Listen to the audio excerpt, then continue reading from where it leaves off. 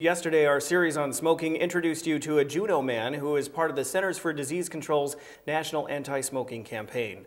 Diagnosed with COPD, Michael George Patterson is on a mission to help those he can while he can.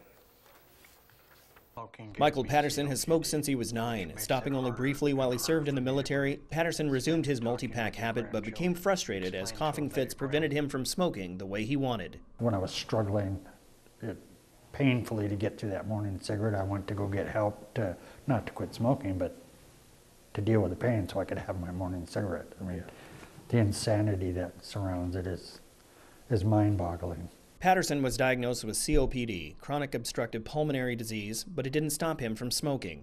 He continued to smoke cigarettes until one day he simply couldn't breathe, and what came next was a nightmare of a situation. I didn't know it at the time, but I was going through what they call an extreme exasperation attack. I was having to fight really, really hard to just get one small gasp of air. Suffocation is a terrifying thing. Unless the person experiences, they have no idea, just how extreme that level of terror is. It seemed to me during that period of time that they weren't going to make it in time. I was going to die before they got there,